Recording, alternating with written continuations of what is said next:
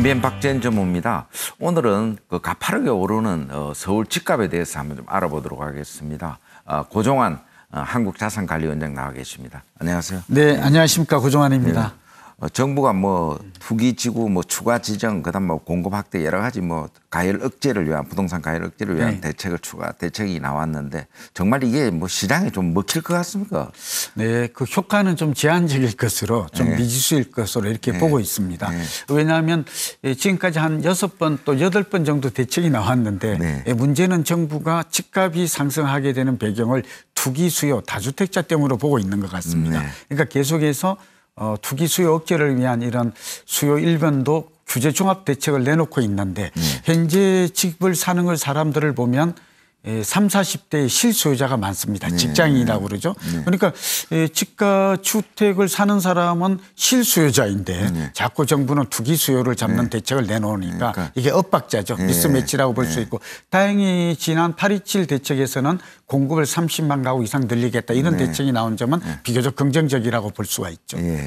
근데 이제 지금 뭐 거래는 안 되면서 사실은 뭐 호가만 올라는 그래서 거래량이 유동성이 없는 그 집값 상승인데 이럴 경우에는 좀 이거 좀 어떤 불안한 상승세 아닌가 그런 그렇죠. 오래 갈 수 있는 것인가 이런 것들이 관심사죠. 이거는 어렵지 않습니다. 과거 통계를 보면 이게 이제 벌집 순환 모형이라고 해서 일반인은 잘 모르지만 저희 연구자들은 이걸 이제 하나의 그 분석 모델로 쓰고 있는데요. 예컨대 거래 증가 가격 상승이 장기간 일어납니다. 이 주식시장도 마찬가지예요. 그다음에 오는 국면이 거래 감소 가격 급등이 옵니다. 그러니까 이제 살 사람도 팔 사람도 많지 않은 가운데 가격이 급등한. 근데 이게 고점에서 나타나는 일시적 현상으로 해석이 됩니다. 그러면 결국 거래량이 줄어들게 되면 다음 단계는 거래 감소 가격 정체가 오고요. 그 다음 단계는 역시 이제 거래 급감에 가격 급락이 오는 이러한 육각형 모델인데 과거에도 그랬었거든요. 이게 지난 2006년에도 거래 증가에 가격이 급등했다. 2007년 들어서 거래가 감소하고 가격이 또 급등 후에 정체됐던 현상, 그것도 2008년 이후에는 급락했던 현상이 나타나는 걸 보면 지금 이렇게 거래 감소 속에 가격이 급등하는 현상은 그게 뭐 이례적이거나 공식이 깨졌다는 그런 게 아니라 소위 일반적으로 고점에서 나타나는 일시적인 투기 과열 현상으로 해석이 되고 결국 올해 연말까지 이 부분이 중요합니다. 올해 연말까지 주택 거래량은 가격의 선행 지표이기 때문에 만약 연말까지 주택 거래량이 작년 주택 거래량이 사상 최고치였는데 30% 이상, 최소 10% 이상 또 아니면 30% 이상 거래가 감소한다면 적어도 내년 이후에는 가격이 집값이 오르기보다는 하락, 뭐 급락하지는 않아도 하향 안정화될 가능성이 높다고 진단됩니다. 그러면 집값이 좀 너무 또 많이 오르다 보니까 집을 팔아야 되는지 또 이제 집을 살려는 사람들은 정부 추가 이제 억제책이 나오니까 집값이 또 떨어지지 않을까 하는 그런 것 때문에 이거 사고 파는 거에 대한 고민이 굉장히 큰 것 같아요. 이거 어떻게 해야 됩니까? 저도 이제 오기 전에 보니까 박정희 경제노트가 이게 이제 조회수가 굉장히 많더라고요. 두 번째는 댓글을 보니까 과연 이제 사야 될 때 이제 팔아야 되니까 무주택자인 경우는 지금이라도 집값이 불안하니까 사야 되겠다 이것과 또 집값이 많이 오르니까 또 주택을 가지고 있는 분은 파는 게 좀 적기인가 아닌가 이렇게 보는 것 같아요. 저의 생각을 좀 요점에서 요약해서 정리드리면 저는 올해가 고점 내지 변곡점이 될 것 같습니다. 그러니까 그전에도 말씀드렸지만 부동산 경기 변동 주기, 경기 사이클이 존재한다는 점. 그다음에 좀 전에도 설명드렸지만 부동산 경기는 주택 거래량이라는 이런 선행 지표가 있다라는 점. 또 이렇게 글로벌 동조화 현상. 이런 것들을 종합적으로 살펴보면 올해가 2013년부터 집값이 오른 5년째 상승이고 결국 고점, 정점이 되거나 적어도 경기 변동 주기상으로 보면 변곡점이 될 가능성이 높다는 점을 꼭 강조하고 싶고요. 또 하나는 우리가 투자의 그 대경원에 보면 무릎에서 사서 어깨에서 팔아라 이거잖아요. 결국 지금 부동산 경기를 이 얘기는 지금 무릎 이하에 있나 아니면 어깨 이상에 와 있나의 진단이 필요할 것 같아요. 그래서 제가 매경도 그렇고 머니쇼에서도 전무님 기억하시겠지만 지난 2013년부터 10원 작년까지 16년 이렇게 집을 사야 될 때라고 강조했거든요. 이때는 예컨대 엄마 아파트 31평이 당시에 기업을 하는데 7억 2천, 5천 이렇게 되어 있었어요. 네. 12억 과거에 같은 것들이죠. 네. 이때가 저는 바닥이다, 무릎이라고 생각해서 적극 매수를 권유했고요. 그런 분들이 이제 고맙다고 많이 하죠. 그리고 지금은 16억에서 7억 갑니다. 그러니까 5년간 상승하고 지금 2배 이상 올랐어요. 그럼 전문의께 여쭤보고 싶어요. 이 상황이 과연 집값 수준이 7억이 바닥이었다면 적어도 지금 무릎 이하인가. 이제 지금은 이 허리를 넘어서 어깨 정도 올라온 고점의 시기인가. 이게 정말 중요합니다. 이것 때문에 설랑설레 전문가들조차도 지금이 적기라고 말한 사람이 저 외에 대부분이에요. 그런데 저는 이 말로 이걸 대신합니다. 부동산 경기는 5, 6년 상승하면 4, 5년 하향 안정되는 사이클이 주기적으로 빅데이터 나오고 있다. 또 지금 빅데이터와 지표로 보건데 또 가격 측면에서 볼 때 지금은 적어도 어깨에 도달해 있다. 그러면 매도 시점이라고 보는 것이죠. 그러니까 지금은 적극적으로 집값이 오를 걸 기대하고 사기에는 투자의 리스크가 높아졌고 오히려 다주택자 같은 경우에는 줄여나가는 전략이 옳다라고 지금 판단이 됩니다. 네.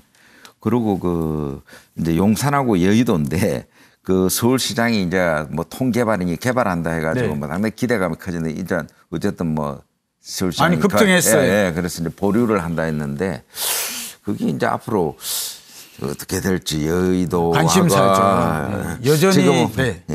그런데 저는 이렇게 봅니다. 첫째는 이번에 집값 상승의 배경에는 그러니까 과잉 유동성도 있고요. 또 이 공급 부족 문제도 있고 서울은 또 하나가 이제 정부 정책의 그 실책이 있어요. 말하자면 이렇게 투기 수요를 하니까 오히려 매물이 줄어들고 똘똘한 한 채로의 쏠림 현상이 강화되었다. 이게 다 이런 얘기가 나오고 있죠. 여기에다가 박원순 시장이 지금 전무님 지적하신 여의도와 용산의 통합개발 마스터 플랜이죠. 이런 언급이 하나의 또 도화선이 되었다. 뭐 인정합니다. 두 번째는 그래서 이미 많이 올랐어요. 매물이 없을 정도로. 그런데 이제 두 가지 얘기를 하고 싶어요. 단기적으로 급등했고 또 두 번째는 통합 발표를 이제 보류를 했죠. 왜냐하면 집값이 안정될 시기까지 개발을 보류하겠다. 참 잘한 선택 같아요. 뭐 박 시장은 좀 억울하겠죠. 왜냐하면 내가 집값 올리려고 그런 것은 아니고 서울시의 통상적인 도시계획 발표, 도시행정, 그러니까 도시의 경쟁력을 높이기 위해서 용산과 여의도는 언젠가는 개발이 되어야 되잖아요. 손 놔고 있으면 안 되죠. 그래요. 그래서 했을 뿐인데 시기가 묘하게 겹친 것이죠. 그러나 저는 이제 전망과 관련해서는 단기적으로는 급등을 했기 때문에 숨고르기가 조정이 불가피한 것 같아요. 너무 많이 올랐어요. 그러니까 지금 따라 들어가서는 위험하고 다만 또 애매한데 그러니까 집값이 안정될 때까지가 이게 시기가 특정되지 않았어요. 그러면 도대체 언젠가는 해야 되죠. 그러니까 재료가 살아 있어요. 그러니까 제가 볼 때는 부동산은 하방 경직성도 있고 재료가 살아 있기 때문에 실제로 떨어지기가 또 어려워요. 그리고 중장기적으로는 어차피 서울은 방치할 수가 없죠. 도시개발이나 도시계획이나 경쟁력 측면 또 도시재생. 그래서 저는 장기적인 전망은 괜찮으나 단기적으로는 숨고르기에 들어갈 것이라고 전망됩니다. 그다음에 이제 역시 이제 재건축 아파트인데 연수가 많이 된 아파트이죠. 그거는 좀 어떻게 보십니까 지금? 네, 재건축 재개발이 이제 가장 이슈이고 저도 좀 변동성이 많을 거다라고 보고 있어요. 이유는 두 가지입니다. 하나는 재건축 재개발은 늘 이제 집값이 지난 2013년 오를 때도 대장주 가장 먼저 선도 바로미터라고 하잖아요. 그러니까 이게 최근에 집값이 마지막에 이렇게 저는 불꽃으로 보는데 이때도 지금 과열되게 나타나거든요. 그런데 두 가지입니다. 하나는 장기간 급등했다라는 점, 이거는 어느 정도 거품이 있을 수 있습니다. 두 번째는 정부의 규제 대책이 재건축에 집중됩니다. 재건축 초과이익 환수 제도라든지 보유세라든지 또 뭐 공시 가격을 또 현실화 한다든지 이 많은 그런 규제 대책이 집중되고 있다는 점, 여기다가 금리 인상도 좀 겹쳐 있거든요. 그래서 저는 단기 급등에 따른 조정은 좀 불가피하다라고 보여지고요. 다만 재건축 재개발 외에 앞으로 서울은 주택 공급할 수 있는 신규 택지나 빈 땅이 없기 때문에 적어도 한 4, 5년 후에는 다시 재건축 재개발이 각광을 받을 가능성은 있다. 그러니까 가격 측면에서는 많이 올랐기 때문에 로버트 실러 교수의 말처럼 평균 회귀 법칙에 따라서 많이 오르면 과거에 보면 많이 내렸다는 거예요. 아까 엄마 아파트 예를 들었잖아요. 2006년 말에 12억 갔다가 2013년에 7억 2천까지 떨어졌다가 다시 지금 17억 되는 롤러코스터를 타는 좀 그러한 그러니까 하락폭이 클 수 있는 변동폭이 비교적 큰 시장이 오지 않을까. 다만 이걸 한 4, 5년 정도 이상 이렇게 참고 견딘다면 네. 그럼에도 불구하고 2030년 내지 40년까지는